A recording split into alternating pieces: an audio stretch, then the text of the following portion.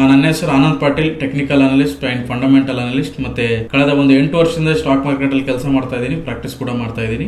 ನನ್ನ ಒಂದು experience base ಆಗಿ ಈ ಒಂದು ಪೋರ್ಟ್ಫೋಲಿಯೋ ಮ್ಯಾನೇಜ್ಮೆಂಟ್ ನ ವರ್ಕ್ಶಾಪ್ ನ ಮಾಡ್ತಾ ಇದೀವಿ. ನಾವು ಸ್ಟಾರ್ಟ್ ಮಾಡೋಣ ನಮ್ಮ ಒಂದು ಪೋರ್ಟ್ಫೋಲಿಯೋ ಹೇಗೆ ಮ್ಯಾನೇಜ್ ಮಾಡ್ಬೇಕಂತ.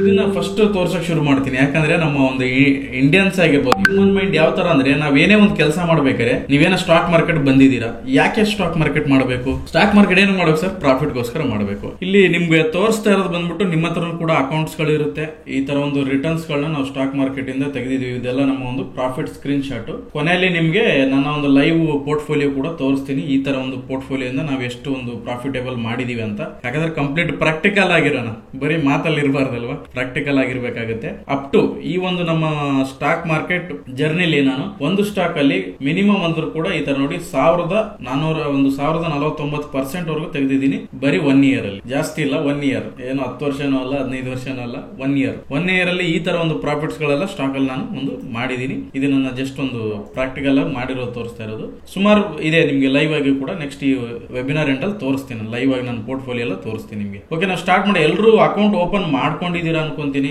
ಒಂದು ಡಿಮೆಟ್ ಅಕೌಂಟ್ ಓಪನ್ ಮಾಡ್ಕೊಂಡಿರ್ತೀರಾ. ಯಾರ ಹತ್ರ ಹೊಸದಾಗಿದ್ದು ಡಿಮೆಟ್ ಅಕೌಂಟ್ ಇಲ್ಲ ಅಂದ್ರೂ ಕೂಡ ನಮ್ಮ ಟೀಮ್ಗೆ ಕಾಂಟ್ಯಾಕ್ಟ್ ಮಾಡ್ರೆ ಒಂದು ಡಿಮೆಟ್ ಅಕೌಂಟ್ ನ ಓಪನ್ ಮಾಡಿ ಕೂಡ ಕೊಡ್ತಾರೆ. ಡಿಮೆಟ್ ಅಕೌಂಟ್ ಓಪನ್ ಮಾಡಿರ್ತೀರಾ, ಒಂದು ಸ್ಟಾಕ್ ನ ಪಿಕ್ ಮಾಡ್ತೀರಾ, ಇಲ್ಲದೆ ಆದ್ರೂ ನಮ್ಮ ಟೀಮ್ಗೆ ನೀವು ಕಾಂಟ್ಯಾಕ್ಟ್ ಮಾಡಬಹುದು. ಇದೆಲ್ಲ ಒಂದು ಆಸ್ ಎ ನಾವು ಒಂದು ಸ್ಟಾಕ್ ಮಾರ್ಕೆಟ್ ಬಂದ್ಮೇಲೆ ಒಬ್ಬ ಆಸ್ ಎ ಟ್ರೇಡರ್ ಆಗಬೇಕು. ಇನ್ವೆಸ್ಟ್ಮೆಂಟ್ ಕೂಡ as A one of trader. Profit ಇಲ್ಲದೆ ಇರೋ ಒಂದು ಪ್ರಾಫಿಟ್ ಇರೋ ಟ್ರೇಡರ್ ಏನ್ ಡಿಫರೆನ್ಸ್? ಪ್ರಾಫಿಟ್ ನಮ್ ಆಗ್ತಾ ಇಲ್ಲ ಅಂದ್ರೆ, ನಮ್ಮ ಒಂದು ಪೋರ್ಟ್ಫೋಲಿಯೋ ಪ್ರಾಫಿಟ್ ಆಗ್ತಾ ಇಲ್ಲ ಅಂದ್ರೆ ಏನ್ ರೀಸನ್? ನಮ್ದು ಯಾವ್ದೇ ತರದ ಸ್ಟ್ರಾಟಜಿ ಇರಲ್ಲ. ಸುಮ್ನೆ ಗೆಸ್ ಮೇಲೆ ಆಗ್ತಾ ಇರ್ತೀವಿ, ಗೆಸ್ ಮೇಲೆ ಇನ್ವೆಸ್ಟ್ಮೆಂಟ್ ಮಾಡ್ತಾ ಇರ್ತೀವಿ. ಟೆಸ್ಟಿಂಗ್ ಇರಲ್ಲ, ಬ್ಯಾಕ್ ಟೆಸ್ಟಿಂಗ್ ಇರಲ್ಲ, ಯಾವ ತರ ಮಾಡಿದ್ರೆ ಏನಾಗುತ್ತೆ ಅಂತ ಒಂದು ಟೆಸ್ಟಿಂಗ್ ಇರಲ್ಲ. ಮತ್ತೆ ಟ್ರೇಡ್ಸ್ ಒನ್ ಎಮೋಷನ್ ತುಂಬಾ. ಇವಾಗ ಇದು ನನಗೆ ಅನಿಸ್ತಾ ಇದೆ, ಇದು ಹೋಗುತ್ತೆ, ನನಗೆ ಅನಿಸ್ತಾ ಇದೆ, ಹಿಂಗಾಗಿದೆ, ನನ್ನ ಫ್ರೆಂಡ್ ಹೇಳ್ದ, ಯಾರೋ ನ್ಯೂಸ್ ಈ ತರ ಎಮೋಷನಲ್ ಆಗಿ ನಾವು ಇನ್ವೆಸ್ಟ್ಮೆಂಟ್ ನ ಮಾಡ್ತಾ ಇರ್ತೀವಿ. ಪ್ರಾಫಿಟೇಬಲ್ ಯಾಕೆ ಆಗಿಲ್ಲ ಅಂತ ಹೇಳಕ್ಕೋಸ್ಕರ ಡಸಂಟ್ ಜನರಲ್ ಟ್ರೇಡ್ ಅಂದ್ರೆ ಯಾವ್ದೋ ಒಂದು ಜನರಲ್ ಲಿಸ್ಟ್ ಮಾಡ್ಕೊಂಡಿರಲ್ಲ, ಯಾವ್ದ್ರಲ್ಲಿ ಮಾಡ್ಬೇಕು ನಾನು ಟ್ರೇಡ್, ಯಾವ್ದ್ರಲ್ಲಿ ಇನ್ವೆಸ್ಟ್ಮೆಂಟ್ ಮಾಡ್ಬೇಕು, ಎಷ್ಟು ಮಾಡ್ಬೇಕು, ಯಾವ್ದು ಒಂದು ಪ್ಲಾನಿಂಗ್ ಇರಲ್ಲ, ಒಂದು ಲಿಸ್ಟ್ ಇರಲ್ಲ. ಹಾಗಾಗಿ ಒಂದು ಬ್ಲೈಂಡ್ ಆಗಿ ನಾವು ಮಾಡ್ತಾ ಇರ್ತೀವಿ. ಆ ತರ ಆಗಿ ಒಂದು ನಮ್ಮ ಒಂದು ಸ್ಟಾಕ್ ಮಾರ್ಕೆಟ್ ಅಲ್ಲಿ 2 ತರ ಒಂದು ಅನಲೈಸ್ ಮಾಡೋದಿದೆ. ಒಂದು ಟೆಕ್ನಿಕಲ್, ಓಕೆನಾ, ಒಂದು ಬಂದು ಫಂಡಮೆಂಟಲ್. ಫಂಡಮೆಂಟಲ್ ಏನು? ಒಂದು ಸ್ಟಾಕ್, ಒಂದು ಕಂಪನಿಲಿ ಬಂದ್ಬಿಟ್ಟು ಬ್ಯಾಲೆನ್ಸ್ ಶೀಟ್, ಒಂದು ಪ್ರಾಫಿಟ್ ಅಂಡ್ ಲಾಸ್, EPS ಏನಿದೆ, ಪಿ ಏನಿದೆ, ತುಂಬಾ ವಿಷಯಗಳು ಬರುತ್ತೆ. ಕಂಪನಿ ಒಂದು ಡೇಟಾ ನೋಡಿ ಅನಲೈಸ್ ಮಾಡೋದು, ಕಂಪ್ಲೀಟ್ ಒಂದು ಕಂಪನಿಯ ಒಂದು ಗ್ರೋತ್ ನೋಡಿ, ಒಂದು ಆ ರೀತಿ ನೋಡಿ ಅನಲಿಸ್ಟ್ ನ ಒಂದು ಅನಲೈಟ್ ಮಾಡೋದೇ ಫಂಡಮೆಂಟಲ್. ಬಟ್ ಇದು ಟೆಕ್ನಿಕಲ್ ಅನಲೈಸ್ ಅಂದ್ರೆ ಚಾರ್ಟ್ ನ ನೋಡ್ಬಿಟ್ಟು ಅನಲೈಟ್ ಮಾಡ್ತೀವಿ. ಚಾರ್ಟ್ ಅಲ್ಲಿ ಒಂದು ನೀವು ಡಿಮೆಟ್ ಅಕೌಂಟ್ ಅಲ್ಲಿ ನೋಡಿದ್ರೆ ಚಾರ್ಟ್ ಇರುತ್ತೆ, ಕ್ಯಾಂಡಲ್ ಸ್ಟಿಕ್ ಚಾರ್ಟ್ ಬರ್ತಾ ಇರೋದು, ಅದನ್ನ ನೋಡಿ ನೀವು ಅನಲೈಸ್ ಮಾಡಿ. 2 ತರ ಇಂದ ಮಾತ್ರ ಒಂದು ಸ್ಟಾಕ್ ಮಾರ್ಕೆಟ್ ಅಲ್ಲಿ ನಾವು ಇನ್ವೆಸ್ಟ್ಮೆಂಟ್ ಮಾಡ್ತೀವಿ. 2 ತರ ಒಂದು ಅನಲೈಸೇಷನ್ ನ ನಾವು ಮಾಡ್ತೀವಿ. ಈ ಅನಲೈಸೇಷನ್ ಮಾಡಿದ್ಮೇಲೆ ಏನ್ ಮಾಡ್ಬೇಕಾಗುತ್ತೆ? ಒಂದು ಪೋರ್ಟ್ಫೋಲಿಯೋ ಬಿಲ್ಡ್ ಮಾಡ್ಬೇಕಂದ್ರೆ ನೀವು ಒಂದು ಕೇರ್ಫುಲ್ ಆಗಿರ್ಬೇಕಾಗುತ್ತೆ, ನಿಮ್ಮ ಹತ್ರ ರಿಸರ್ಚ್ ಇರಬೇಕಾಗುತ್ತೆ, ಒಂದು ಮ್ಯಾನೇಜ್ಮೆಂಟ್ ಮಾಡಬೇಕಾಗುತ್ತೆ, ಒಂದು ನಿಮ್ದೇ ಆದಂತ ಗೈಡ್ಲೈನ್ಸ್ ಮಾಡ್ಕೊಂಡಿರ್ಬೇಕಾಗುತ್ತೆ. ನಾನು ಈ ತರ ಬಂದ್ರೆ ಈ ತರ ಮಾಡಬೇಕು, ಈ ಪ್ರೈಸ್ ಬಂದ್ರೆ ಈ ತರ ಒಂದು ಪ್ರೈಸ್ ಅಲ್ಲಿ ಬೈ ಮಾಡಬೇಕು ಅಂತ ಪ್ರತಿಯೊಂದು ಕೂಡ ನೀವು ಒಂದು ಪ್ಲಾನಿಂಗ್ ನ ಮಾಡ್ಕೊಂಡಿರ್ಬೇಕಾಗುತ್ತೆ. ಸುಮ್ಮನೆ ಗೆಸ್ ಅಲ್ಲಿ ಮಾಡೋದಿದೆಯಲ್ಲ, ತುಂಬಾ ಡೇಂಜರ್, ಹೌದಲ್ಲ? ಗೆಸ್ ಅಲ್ಲಿ ಮಾಡಕ್ ಹೋಗ್ಬಾರ್ದು. ಆಫ್ ನಾಲೆಡ್ಜ್ ಆಲ್ಮೋಸ್ಟ್ ಡೇಂಜರ್ ಅಂತ ಹೇಳ್ತಾರಲ್ಲ, ಆ ತರ ನಾವೊಂದು ಪ್ಲಾನಿಂಗ್ ಇರ್ಬೇಕು, ನಮ್ದೇ ಆದ ಒಂದು ಪ್ಲಾನಿಂಗ್ ಇರಬೇಕಾಗುತ್ತೆ. Asset allocation. ಇವಾಗ ಕೆಲವೊಬ್ರು ಏನಾಗುತ್ತೆ ಅಂತಂದ್ರೆ, ಸುಮಾರು ಜನ ಇದು ಸ್ಟಾರ್ಟಿಂಗ್ ನಾವು ಮಿಸ್ಟೇಕ್ಸ್ ನ ಮಾಡ್ತೀನಿ, ನಾನು ಮಾಡಿರ್ತೀನಿ, ನೀವು ಮಾಡಿರ್ತೀರ. ಯಾವ್ದೋ ಒಂದು ಸ್ಟಾಕ್ ನಿಮಗೆ ತುಂಬಾ ಚೆನ್ನಾಗಿ ಅನಿಸುತ್ತೆ, ಯಾವ್ದೋ ಸುಜಲಾನ್, ಓಕೆನಾ, ಸುಜಲಾನ್ ಚೆನ್ನಾಗಿ ಅನಿಸ್ತಾ ಇದೆ ಅಂತ ಹೇಳ್ಬಿಟ್ಟು ಪೆನಿ ಸ್ಟಾಕ್ ಇರುತ್ತೆ, ತಗೊಂಡೋಗ್ಬಿಟ್ಟು ಅದ್ರಲ್ಲಿ ನಾವು ಏನ್ ಮಾಡ್ತೀವಿ, ಅದರಲ್ಲೇ ಹೋಗ್ಬಿಟ್ಟು 1 lakh ಹಾಕೋದು, ಮತ್ತೆ 50,000 ಹಾಕೋದು, ಎಲ್ಲ ತಗೊಂಡು ಒಂದ್ರಲ್ಲೇ ಹಾಕ್ತಾ ಇರ್ತೀವಿ. ಪೆನಿ ಸ್ಟಾಕ್ ಅನ್ಕೊಂಡು ಜಾಸ್ತಿ ಬರುತ್ತೆ ಅನ್ಕೊಂಡು, ಈ ತರ ಅನ್ಕೊಂಡು ನಾವು ಒಂದೇ ಸ್ಟಾಕ್ ಅಲ್ಲಿ ಹೋಗಿ ಹಾಕ್ತಾ ಇರ್ತೀವಿ. ಆ ತರ ಅಲ್ಲ.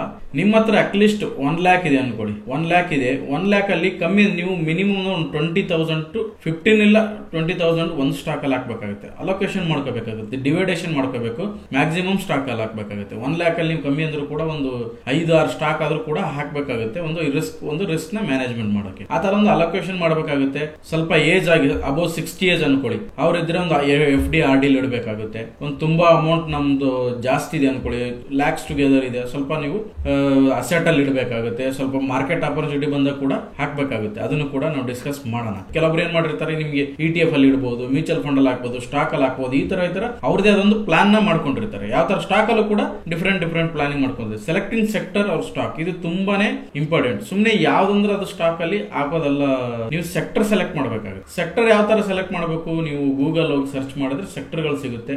ಎಕ್ಸಾಂಪಲ್ ಸಿಮೆಂಟ್ ಸೆಕ್ಟರ್, ಇದ್ರಲ್ಲಿ ಒಂದು ಸ್ಟಾಕ್ ಸೆಲೆಕ್ಟ್ ಮಾಡಿದೆ, ಇಲ್ಲ 2 ಸ್ಟಾಕ್ ಸೆಲೆಕ್ಟ್ ಮಾಡಿದೆ, ಮೆಟಲ್ ಬರುತ್ತೆ. ಮೆಟಲ್ ಸೆಲೆಕ್ಟ್ ಮಾಡಿದೆ, ಮತ್ತೆ ಪವರ್ ಬರುತ್ತೆ, ಪವರ್ ಸ್ಟಾಕ್ ಅಲ್ಲಿ ಈ ತರ ಸೆಕ್ಟರ್ ವೈಸ್ ಸೆಲೆಕ್ಷನ್ ಮಾಡ್ಕೋಬೇಕಾಗುತ್ತೆ. ಎಲ್ಲಾ ಸೆಕ್ಟರ್ ತುಂಬಾ ಐಟಿ ಚೆನ್ನಾಗಿ ಅನಿಸ್ತದೆ, ಎಲ್ಲ ತಗೊಂಡೋಗಿ ಐಟಿ ಹಾಕ್ತಿವಿ ಅನ್ಕೊಳ್ಳಿ. ಐಟಿ ಒಂದು ಸೆಕ್ಟರ್ ಏನಾದ್ರೂ ಬ್ಯಾಡ್ ನ್ಯೂಸ್ ಬಂದ್ರೆ ಐಟಿ ಎಲ್ಲಾ ಸ್ಟಾಕ್ ನಮ್ದು ಏನಾಗುತ್ತೆ, ಮೈನಸ್ ಅಲ್ಲಿ ಇರುತ್ತೆ. ಈ ತರ ಆಗ್ತಾ ಇರುತ್ತೆ. ಅದಕ್ಕೆ ಒಂದೇ ಸೆಕ್ಟರ್ ಅಲ್ಲಿ ಯಾವುದೇ ಕಾರಣಕ್ಕೆ ಇರಬಾರ್ದು, ನೀವು ಡಿಫ್ರೆಂಟ್ ಸೆಕ್ಟರ್ ಇರಬೇಕು. ಯಾಕಂದ್ರೆ ಇವಾಗ ಸ್ಟಾಕ್ ಮಾರ್ಕೆಟ್ ಅಲ್ಲಿ ಏನೋ ಒಂದು ಗೌರ್ಮೆಂಟ್ ಪಾಲಿಸಿ ಚೇಂಜ್ ಆಯ್ತು. ಈಗ ಮೊನ್ನೆ ಇವಾಗ ಎಕ್ಸಾಂಪಲ್ ಶುಗರ್ ಸೆಕ್ಟರ್, ಶುಗರ್ ಅಲ್ಲಿ ಸಮ್ ಬ್ಯಾಡ್ ನ್ಯೂಸ್ ಏನೋ ಬಂತು, ಅವಾಗ ಏನಾಗುತ್ತೆ, ಎಲ್ಲಾ ಶುಗರ್ ಸೆಕ್ಟರ್ ಸ್ಟಾಕ್ ಇದ್ರೆ ನಿಮ್ ಎಲ್ಲಾ ಪೋರ್ಟ್ಫೋಲಿಯೋ ಮೈನಸ್ ಇರುತ್ತೆ. ಅದಕ್ಕೆ ಶುಗರ್ ಸೆಕ್ಟರ್, ಪವರ್ ಸೆಕ್ಟರ್, ಬೇರೆ ಸೆಕ್ಟರ್ ಬೇರೆ ಆಗಿ ನೀವು ಇನ್ವೆಸ್ಟ್ಮೆಂಟ್ ನ ಮಾಡಬೇಕಾಗುತ್ತೆ. ಅವಾಗ ನಿಮ್ಮ ಬ್ಯಾಲೆನ್ಸ್ ಆಗುತ್ತೆ ಪೋರ್ಟ್ಫೋಲಿಯೋ. ಆ ತರ ನೆಕ್ಸ್ಟ್ ಬಂದು short time and long term. ನೀವು ಯಾವ ತರ ಅಂದ್ರೆ ಡಿಸೈಡ್ ಮಾಡ್ಬೇಕು, ಇದನ್ನ ಏನ್ ಲಾಂಗ್ ಟರ್ಮ್ ತಗೋಬೇಕಾ. ನಾನು ತುಂಬಾ ಜನಕ್ಕೆ ಇದು ಕನ್ಫ್ಯೂಷನ್ ಇರುತ್ತೆ.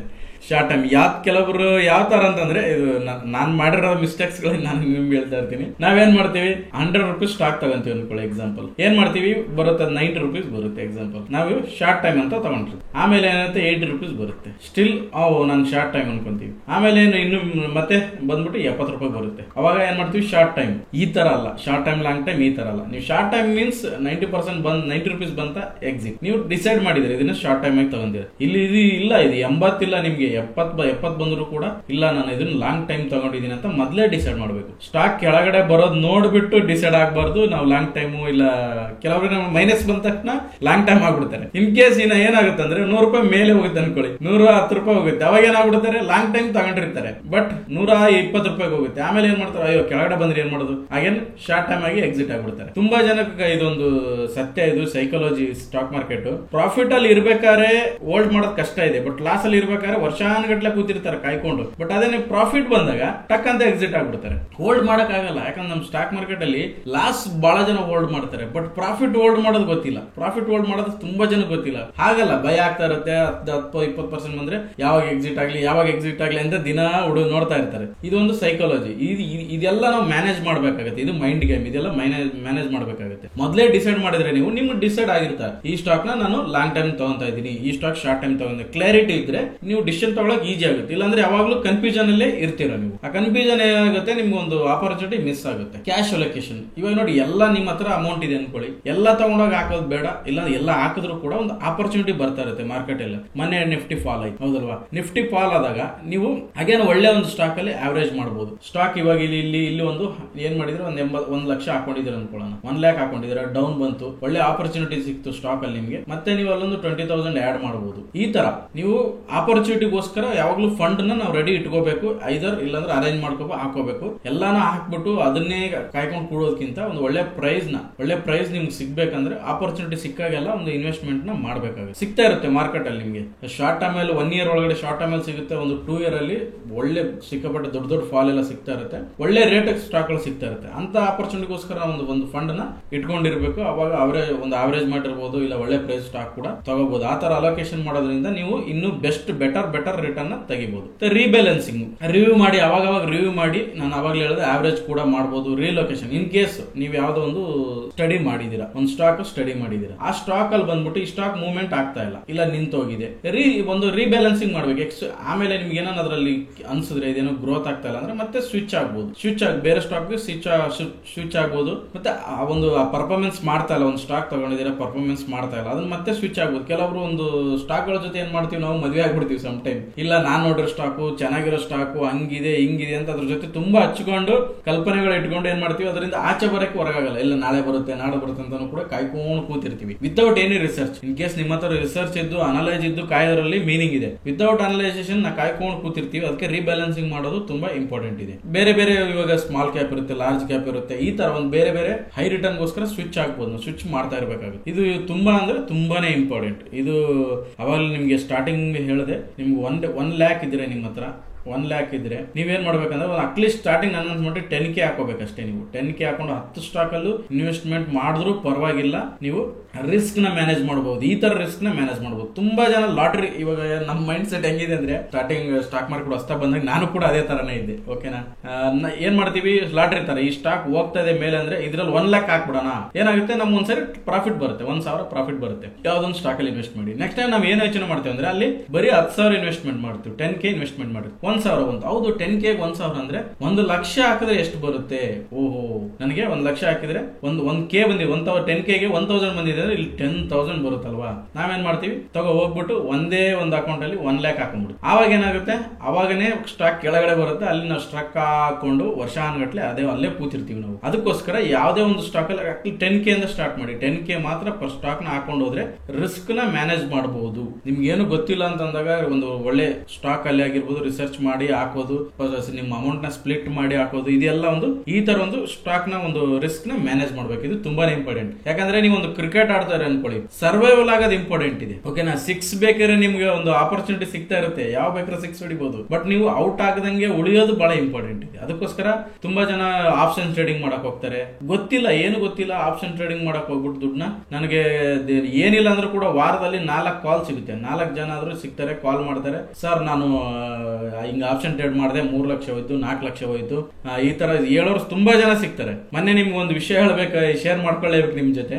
ಒಬ್ಬ ಮೈಸೂರು ಹುಡುಗ ಅನ್ಕೊಂತೀನಿ, ಮೈಸೂರು ಹುಡುಗ, ಅವ್ನು ಹೇಳ್ದ, ಸರ್ ನಾನು 50,000 ಸಂಪಾದನೆ ಮಾಡ್ತಾ ಇದ್ದೆ ಸರ್ ಎವ್ರಿ ಮಂತ್ ಸ್ಟಾಕ್ ಅಲ್ಲಿ ಸ್ವಿಂಗ್ ಟ್ರೇಡ್ ಮಾಡಿ ಅಂತ ಹೇಳಿದ್ರು. ಸ್ವಿಂಗ್ ಟ್ರೇಡ್ ಅಂದ್ರೆ ವಾರ, 1 ತಿಂಗಳು, 3 ತಿಂಗಳು ವೇಟ್ ಮಾಡಿ ಸ್ವಿಂಗ್ ಟ್ರೇಡ್ ಮಾಡ್ತಾ ಇದ್ದೆ ಸರ್, ಒಂದು ವರ್ಷಕ್ಕಾದ್ರೂ ಕೂಡ ಈ ತರ ಮಾಡ್ತಾ ಇದ್ದೆ, ಸ್ಟಾಕ್ ಅಲ್ಲಿ 50,000 ಸಂಪಾದನೆ ಮಾಡ್ತಾ ಇದ್ದೆ ಸರ್. ಆದ್ರೆ ಏನಾಯ್ತು ಗೊತ್ತಾ ಸರ್ ಅಂತ. ಆಮೇಲೆ ನಾನು ಹೇಳ್ತೀನಿ ಇರಪ್ಪ ಅಂದೆ, ಏನಾಯ್ತು ಅಂದ್ರೆ, ನೀನು 8 ಲಕ್ಷ ಅರ್ನ್ ಮಾಡಿದೀನಿ ಅಂತಂದಿದ್ದ. 1 ವರ್ಷನೋ 2 ವರ್ಷದಲ್ಲಿ 8 ಲಕ್ಷ ಅರ್ನ್ ಮಾಡಿದೀನಿ ಅಂತ. ಹೋಗ್ಬಿಟ್ಟು ಆಪ್ಷನ್ ಟ್ರೇಡಿಂಗ್ ಮಾಡ್ಬಿಟ್ಟು ನಿನ್ನ ಸಂಪಾದನೆ ಮಾಡಿ ಜೊತೆ ನಿನ್ ದುಡ್ಡನ್ನು ಕಳ್ಕೊಂಡಿದ್ಯಾ ತಾನೆ ಅಂತ ಹೇಳಿದೆ. ಆ ಒಂದು ಸಡನ್ ಆಗಿ ಶಾಕ್ ಆಗಿ, ಸರ್ ನೀವು ಜ್ಯೋತಿಷ್ ಹೇಳ್ತೀರಾ ಅಂತ ಕೇಳ್ತಾ ಇದ್ರು. ಹಂಗೆ ವರ್ಷಾನುಗಟ್ಲೆ ಕೂತ್ಕೊಂಡು ತುಂಬಾ ಜನ ಏನಾಗ್ತಾ ಇದೆ, ವರ್ಷಾನುಗಟ್ಲೆ ಕೂತ್ಕೊಂಡು ಸ್ಟಾಕ್ ಅಲ್ಲಿ ಸಂಪಾದನೆ ಮಾಡಿ ಹೋಗಿ ಆಪ್ಷನ್ ಟ್ರೇಡಿಂಗ್ ಅಲ್ಲಿ ಕೂಡ ಕಳೀತಾ ಇದ್ದಾರೆ. ಆಪ್ಷನ್ ಟ್ರೇಡ್ ಅನ್ನೋದು ಬರೀ 1% ಜನ ಮಾತ್ರ ಸಕ್ಸಸ್ ಆಗಿರೋದು. ಪ್ಲಸ್ ತುಂಬಾ ಕ್ಯಾಪಿಟಲ್ ಬೇಕು, ಅದರಲ್ಲಿ ತುಂಬಾ ಸ್ಪೀಡ್ ಆಗಿರುತ್ತೆ, ಅದಕ್ಕೆ ಎಕ್ಸ್ಪೈರಿ ಅಂತ ಇರುತ್ತೆ, ಸ್ಟಾಕ್ ಎಕ್ಸ್ಪೈರಿ ಇರಲ್ಲ. ಅದಕ್ಕೆ ಯಾವುದೇ ಕಾರಣಕ್ಕೂ ನೀವು ಪರ್ಫೆಕ್ಟ್ ಆಗದೆ, ಒಂದು ಎಕ್ಸ್ಪರ್ಟ್ ಆಗದೇನೆ ಹೋಗ್ಬಿಟ್ಟು ಯಾವುದೇ ಕಾರಣಕ್ಕೂ ನೀವು ಆಪ್ಷನ್ ಟ್ರೇಡ್ ನ ಮಾಡಕ್ ಹೋಗ್ಬೇಡಿ. ಇದು ಒನ್ ಆಫ್ ರಿಸ್ಕ್ ಮ್ಯಾನೇಜ್ಮೆಂಟ್ ಏನೆ. ಓಕೆ, ಯಾವ್ದ್ರಲ್ಲಿ ಟ್ರೇಡ್ ಮಾಡಬೇಕು, ಯಾವ್ದ್ರಲ್ಲಿ ತಗೋಬೇಕು ಅನ್ನೋದು ಒಂದು ರಿಸ್ಕ್ ಮ್ಯಾನೇಜ್ಮೆಂಟ್.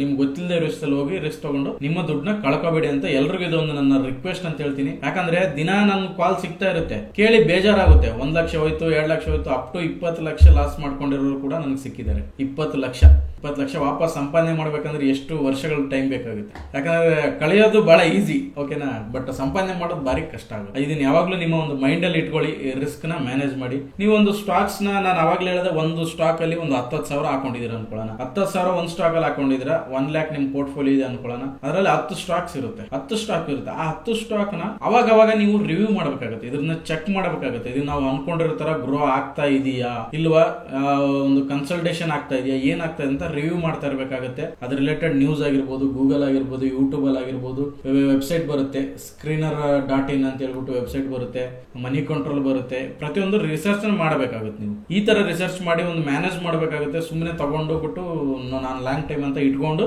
ಸುಮ್ಮನೆ ಇರಕ್ಕಾಗಲ್ಲ. ಸಮ್ ಟೈಮ್ ಸೆಕ್ಟರ್ ಅಲ್ಲಿ ಸ್ಟಾಕ್ ಅಲ್ಲಿ ಚೇಂಜಸ್ ಕೂಡ ಆಗ್ತಾ ಇರುತ್ತೆ. ಒಂದು ಪೀರಿಯಡಿಕಲಿ ನಾವು ರಿವ್ಯೂ ಮಾಡ್ತಾ ಇರಬೇಕಾಗುತ್ತೆ, ಚೆಕ್ ನ ಮಾಡ್ತಾ ಇರಬೇಕು. Stay inform. ನೀವು ಸ್ಟಾಕ್ ಮಾರ್ಕೆಟ್ ಇಲ್ಲಿದ್ದೀರಾ, ಬಟ್ ಆಕ್ಟಿವ್ ಆಗಿರ್ಬೇಕಾಗುತ್ತೆ. ಇವತ್ತು ಯಾಕಂದ್ರೆ ಎಲ್ಲೋ ಏನೋ ಒಂದು ಜಗತ್ತಲ್ಲಿ ಯಾವುದೋ ಒಂದು ಮೂಲೆಯಲ್ಲಿ ಏನೋ ಆಗೋದ್ರಿಂದ ನಮ್ಗೆ ಇಲ್ಲಿ ಎಫೆಕ್ಟ್. ಇವಾಗ ಎಕ್ಸಾಂಪಲ್, ಒಂದು ಇಸ್ರೇಲ್ ಅಲ್ಲಿ ವಾರ್ ನಡೀತು. ಆ ಇಸ್ರೇಲ್ ವಾರ್ ಇಂದ ನಮ್ಗೆ ಸ್ಟಾಕ್ ಮಾರ್ಕೆಟ್ ಕ್ರಾಶ್ ಆಯ್ತಾ. ಹಂಗಾಗಿ ಎಲ್ಲೋ ಒಂದು ಇವಾಗ ಬ್ರೆಜಿಲ್ ಅಲ್ಲಿ ಎಕ್ಸಾಂಪಲ್, ಬ್ರೆಜಿಲ್ ಅಲ್ಲಿ ಏನಾದ್ರು ಸಕ್ಕರೆ ಸಪ್ಲೈ ಜಾಸ್ತಿ ಆದ್ರೆ, ಅವರು ಒಂದು ಸಕ್ಕರೆ ಹೈಯೆಸ್ಟ್ ಆಗಿ ಪ್ರೊಡ್ಯೂಸ್ ಮಾಡ್ತಾರೆ, ಅಲ್ಲಿ ಸಪ್ಲೈ ಜಾಸ್ತಿ ಆದ್ರೆ ನಮ್ಮ ಒಂದು ಶುಗರ್ ಸ್ಟಾಕ್ ಗೆ ಎಫೆಕ್ಟ್ ಆಗುತ್ತೆ. ಈ ತರ ಎಲ್ಲೋ ಒಂದು ಜಗತ್ತು ಮೂಲೆಯಲ್ಲಿ ಏನೋ ಆಗೋದ್ರಿಂದ ನಮಗೂ ಕೂಡ ಎಫೆಕ್ಟ್ ಆಗ್ತಾ ಇರುತ್ತೆ. ಹಂಗಾಗಿ ನಾವು ಜಿಯೋ ಪಾಲಿಟಿಕ್ಸ್ ಆಗಿರ್ಬೋದು, ಒಂದು ನಮ್ಮ ಇಂಡಿಯನ್ ಸ್ಟಾಕ್ ಮಾರ್ಕೆಟ್ ಆಗಿರ್ಬೋದು, ನೀವೊಂದು ಕನೆಕ್ಟೆಡ್ ಆಗಿರ್ಬೇಕು. ಎಲ್ಲಾ ತರದ ಇನ್ಫಾರ್ಮೇಶನ್ ನಿಮಗೆ ಗೊತ್ತಿರ್ಬೇಕು. ಯೂಟ್ಯೂಬ್ ಚಾನಲ್ ಆಗಿರ್ಬೋದು, ಇನ್ಸ್ಟಾಗ್ರಾಮ್ ಆಗಿರ್ಬೋದು, ನ್ಯೂಸ್ಗಳಾಗಿರ್ಬೋದು, ಒಂದು ಅಪ್ಡೇಟ್ ಆಗಿರ್ಬೇಕಾಗುತ್ತೆ. ನಾವು ಇದೆಲ್ಲ ನೋಡ್ತಾ ಇರ್ಬೇಕಾಗುತ್ತೆ, ಸುಮ್ಮನೆ ಆಗ್ಬಿಟ್ಟು ಇರಕ್ಕಾಗಲ್ಲ. ಸ್ಟಾಕ್ ಮಾರ್ಕೆಟ್ ನಮ್ಮ ಒಂದು ಚಾನಲ್ ಕೂಡ ಸಬ್ಸ್ಕ್ರೈಬ್ ಮಾಡಿದಿರ ಅನ್ಕೊಂತೀನಿ. ಚಾನಲ್ ಯಾರೆಲ್ಲ ಸಬ್ಸ್ಕ್ರೈಬ್ ಮಾಡಿಲ್ಲ ಅಂದ್ರೆ ಮಾಡಿ, ತುಂಬಾ ಇನ್ಫಾರ್ಮೇಶನ್ ಕೂಡ ಶೇರ್ ಮಾಡ್ತಾ ಇದ್ವಿ. ನನ್ನ ಒಂದು ಪೋರ್ಟ್ಫೋಲಿಯೋ ಇದು